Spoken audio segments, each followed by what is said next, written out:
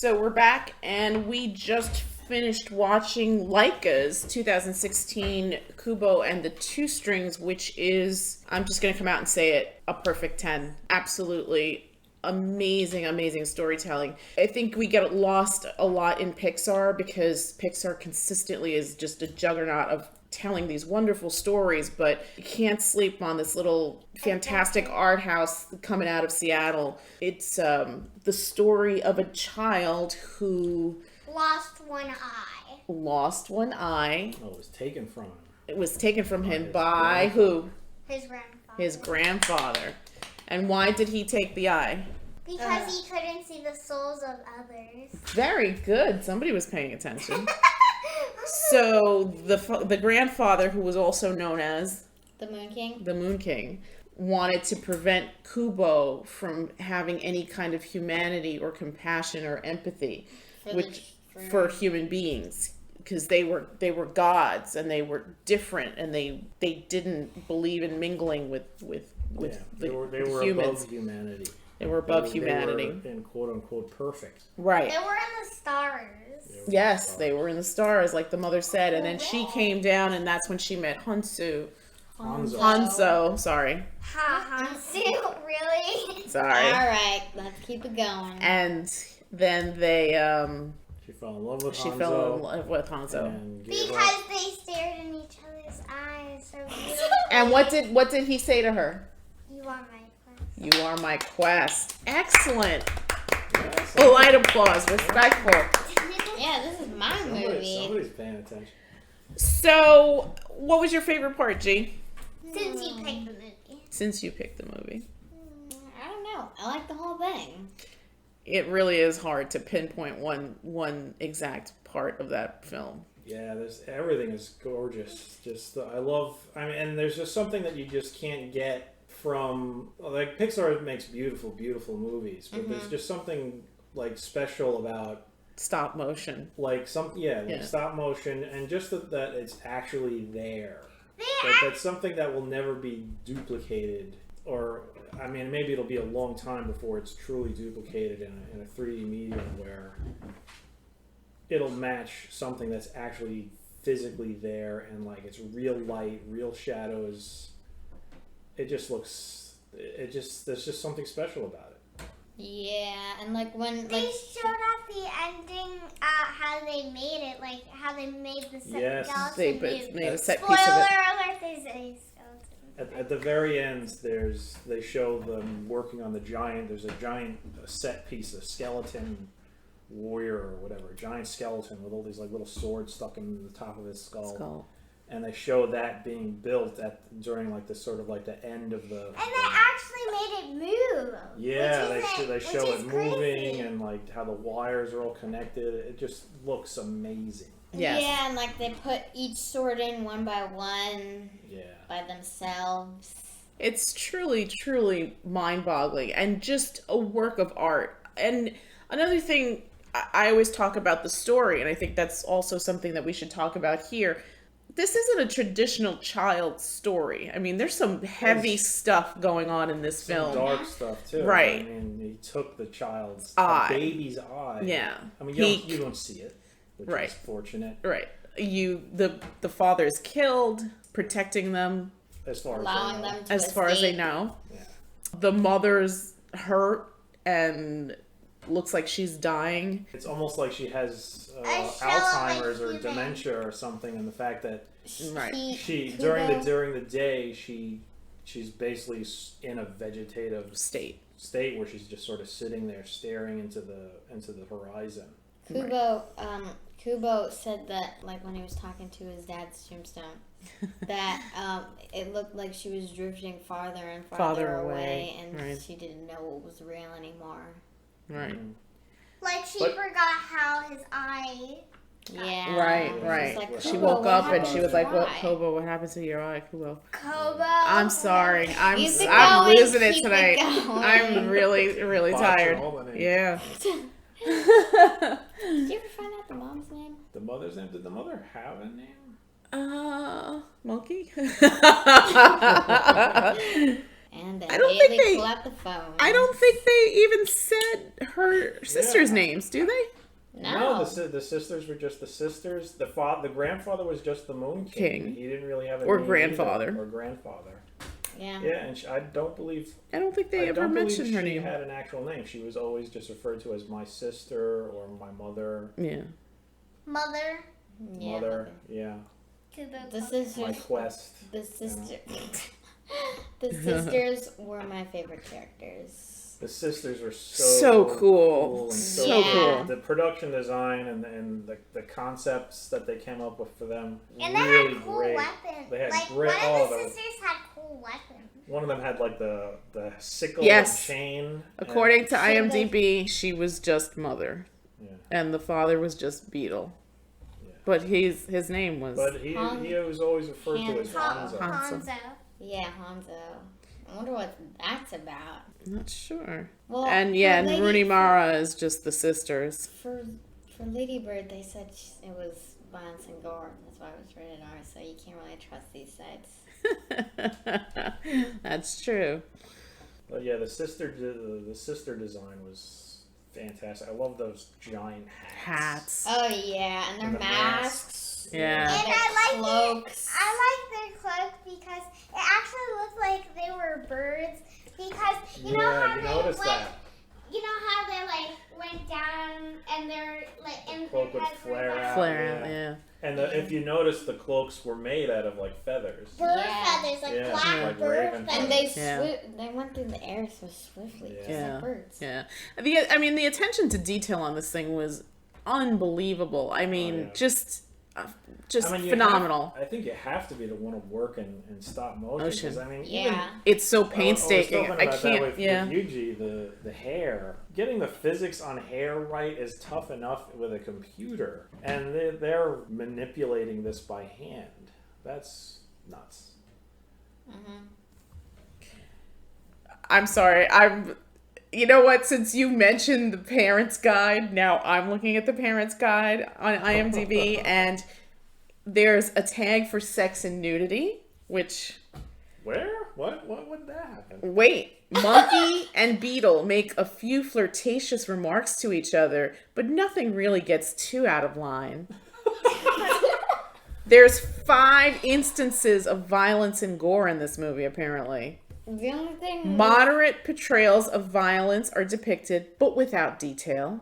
Number 2, the film contains some scenes of violence where the characters are fighting with weapons, such as swords, or fighting off fearsome creatures like a giant skeleton and a giant centipede. 3, I guess he was a giant. In the opening of the film, a woman is thrown underwater by a wave. Her head is shown striking a rock, and a tail of blood follows as she drifts away. Number 4, a character is wounded in a fight with a steel claw, which remains in her side for a few seconds. Her wound is red and glistening. God. Wait, where's the other one? Yeah, where's the There's last? only... Oh, wait, this one's tagged spoilers. Oh, look, that's very clever. They hide it. You have to click the thing to see it. To see it. In the beginning, a baby's eye is missing. The missing eye is covered with a bandage, and some blood is shown leaking through it. This scene is very disturbing and painful to watch, especially for a film generally aimed at children like this. What the hell? Yeah. So, you know what? Let's address that, because I think this is very important. Yes, there are some very... impactful scenes. Some of them can be frightening. It's a dark film for the most part. And even though it's colorful and beautiful and bright at times. And it's PG. But there are some disturbing aspects to it. But I think, again, this kind of speaks to our parenting style, I think. Because we don't bubble wrap our kids. And I feel like we always make it a point to be very communicative with them and say, listen, if you have any questions, come to me. I'm not going to be mad. That's not what this is about. I'm going to love you no matter what. Just come to me, ask me your questions. Let's workshop it. Let's talk it out. Let's figure it out so that you feel better and you understand the world better. Yeah, I mean, in my mind, it's better they have our experience to guide them rather than just stumbling onto something that they perhaps aren't ready for. Exactly. Like searching stuff on the internet. True. Yes. True. And I think another thing about this film, I mean, let's be honest, we're talking about death. This isn't a topic that's really high on children's movies or even stories lists, to be frank.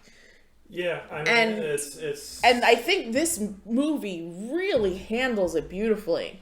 I mean, there is just so much about grief, but also carrying on. carry on, yeah. So it's, even though it's sad, it's also uplifting. And I also want to caveat this by saying that this film came out in the summer of 2016. I think it was lost my July, mother right? July or August, I can't remember. It was in the summer of 2016. I lost my mother in February of 2016. And I remember at the theater just falling apart at the end. I think just the message of the movie, just the fact that KUBO lost so much. Here's this child that just lost so much. It felt like he it. lost his own parent. Right. It just To felt his like it never. grandfather. To his grandfather. But still, there was this forgiveness at the end. Yeah. And it was just so beautiful. And then they cut to, and we could do a whole hour about how glorious Regina Spektor's version of While My Guitar Gently Weeps is, which is actually one of my all-time favorite Beatles songs ever. Yeah. I have to be a And her version of this is just timeless and gut-wrenching and beautiful. Sorrowful, but also just amazingly beautiful. And if you haven't heard it, please do yourself a favor. Go on YouTube, go on wherever you get your music, and take a listen, because it is transcendent. It is just such an amazing piece of music. I mean, originally the Beatles version is fantastic, but there's just something really special about Regina Spektor's version. But yeah, so having watched this movie, having gone through that hurt as well, I think added a certain layer of this story to me. And I appreciated it so much, because I think, again, death and grieving is not something that we really discuss as a society with children. I think we do a disservice to children by trying to hide them, by trying to cover them and letting them lead like these quote unquote perfect lives. But life is messy and it's awful, and sometimes it hurts, sometimes it's glorious, sometimes it's happy, it's fun. But you can't have good without bad. And that's something that sometimes certain parents just don't understand. And it's okay to want to shield your children from bad stuff. But you can't do it forever. But you can't do it forever Yeah, unless you're one going day to put... they're gonna grow up and watch a rated R movie. Right. Maybe But you can use still, an inside voice. Come on. but still, I think, unless you're going to put this child in a bubble, they're going to get hurt. They're going to experience loss. And it's better to talk about these things and address them than to just put it in a box and put it on a shelf and act like it doesn't exist. Plus, I mean, if there's anything in this world that is there for you to introduce your child to these sort of topics, it would be stories. And one thing that always kind of bothers me if I'm speaking to people or whatnot, they're so afraid to show their children anything perilous, or even something that even approaches a level of talking about people dying, or that aspect of storytelling. And it's a huge part of storytelling. Even simple little stories and nursery rhymes, death is in there. I mean, if you look at those Grimm's fairy tales, I mean, love Grimm's fairy tales. yeah, they're brutal. They're savage. They're insane. Yeah, They're hilarious. they are hilarious. Hilarious. Hilarious. Come But- on, use yours.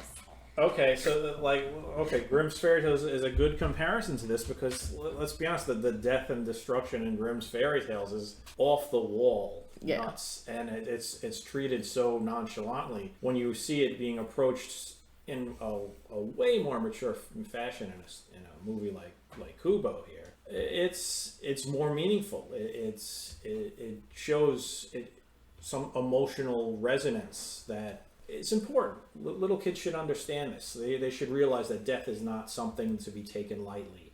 or something to be feared. I mean, I think if you believe in religion or if you believe in a certain ideology, most times, we're Catholics. We're lapsed Catholics, but we're Catholics. And as Catholics, we believe that there is an afterlife, that if we're good, we go with God. If we're not good, we go to the warm place.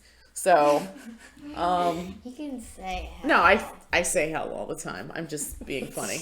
But, and I think in other ideologies or in other religions, there is this concept of another life. I think in KUBO too, you honor the dead, and that's how they continue to live on, by honoring their memories. And that's what made the ending also kind of impactful, because you have the spirits of those that left plus those that were left behind, and they sort of form like this bond, and they protect each other. It's something that will last forever. I mean, they even mention it in a couple of times in the story of Beetle's talking to Monkey, and he basically says, he says, no, you'll live on in KUBO's story, and the stories that people who heard KUBO's story will tell, and so on and so on.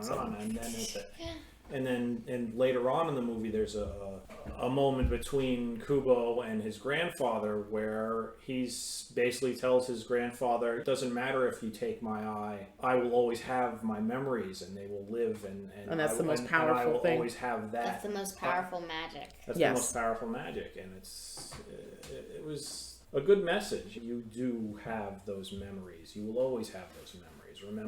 Remember all the fond things that you can about those who have gone before. Yeah. And, that's also an important thing for a little kid to be know. exposed to learn. I mean, eventually at some point in their life, they're going to be facing this.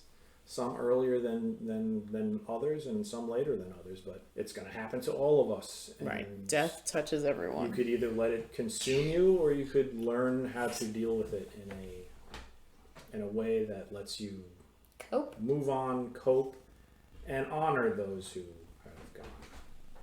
Agreed. Again, just such a gorgeous piece of cinema and storytelling.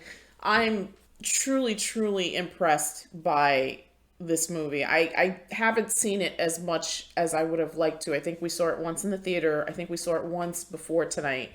And then I've seen it a couple of times on TV. Oh, have you? I haven't. I think this is my third time. This is my second and a half, because I watched the ending when we were supposed to watch it. Yes. But I think that each time there's always something new. There's always something that you can take away from it. I always cry. I'll be upfront about it. I always cry.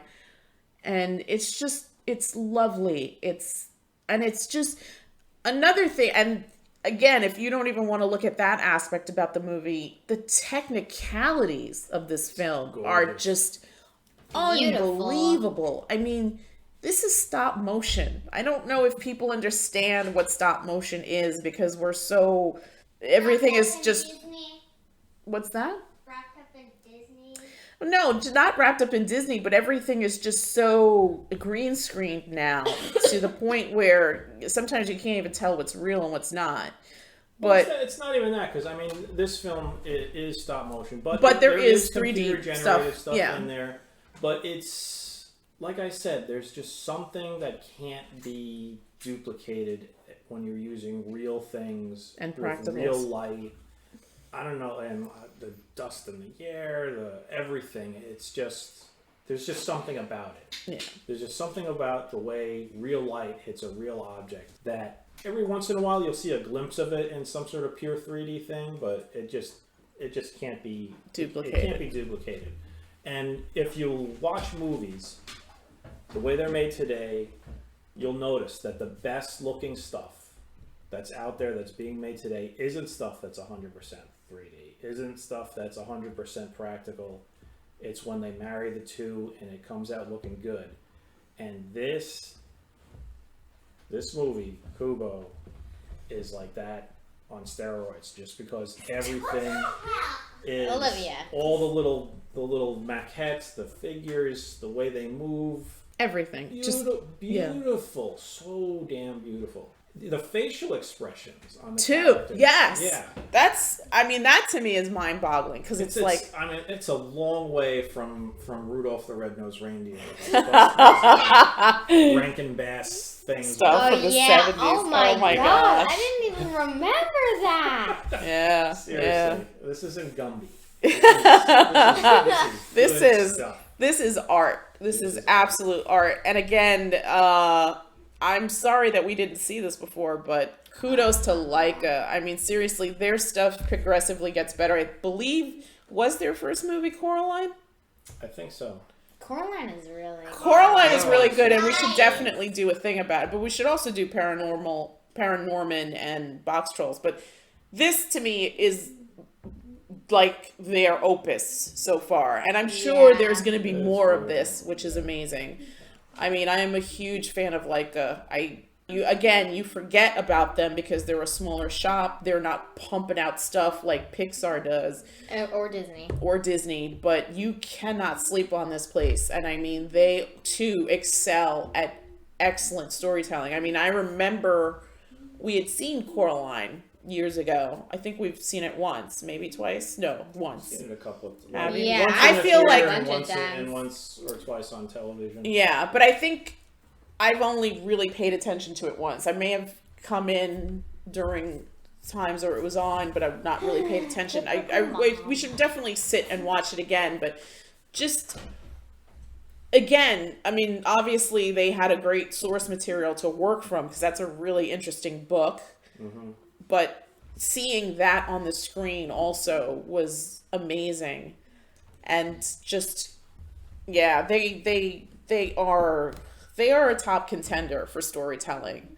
And I think, again, if you haven't seen KUBO, I absolutely recommend it. And even if you're not into animation, you don't have to be into animation. You don't even have to kids to appreciate this movie. I think there's something for children, but there's also something for adults. Well, those are the best kind of kids movies. Right. When they speak to everyone. Without feeling like I want to rip my own head off because this is just torture to me.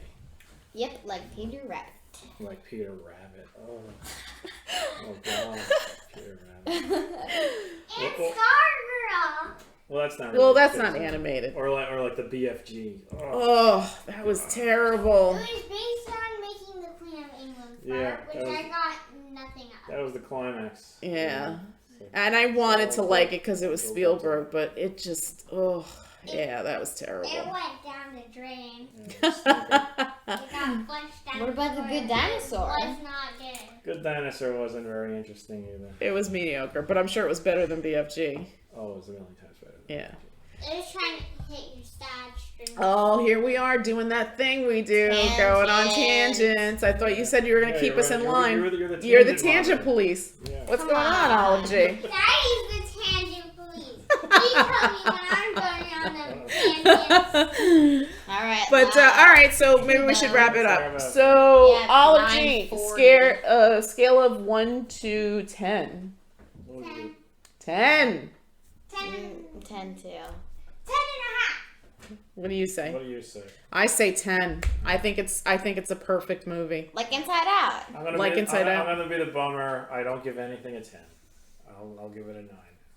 Terrible. Not even a 9.5. Come on. That. All right, a 9.5. But that movie is amazing. I gave it a 10.5. I cannot give anything. The closest to a 10 I've ever seen in the kids' movies is Inside Out. But you gave that like an 8.25 or something. No, I didn't. I said I gave that a 9 point something or other. Oh, really? We'll have to go back to the tapes.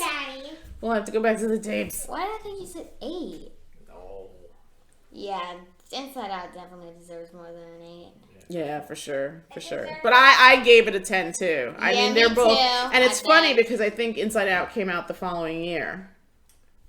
I think so. Yeah. Probably, yeah. But this was the best movie or best animated feature. It did not win the Oscar, unfortunately. It went to Zootopia. Zootopia is also good. It was cute, good, but not KUBO. Not KUBO. Especially when you're considering an animated feature. Yeah. You got to consider this. the fact that you just don't give it to them just based on the skill set alone. Yeah, is a shame. I'm not downplaying 3D art and 3D animation, but or even Zootopia, which was a cute movie. Zootopia, which was a very cute movie. Cute movie with a good story and great animation, and it was beautiful to look at, but it wasn't this. This was a work of art. Yeah, a work of art. Exactly. KUBO is a 10.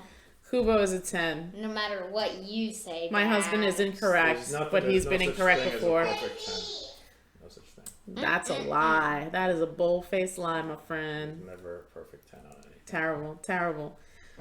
You are banned. Bad dad. All right, we're gonna shut this down before we get beat up anymore by my family. Good night. Good night.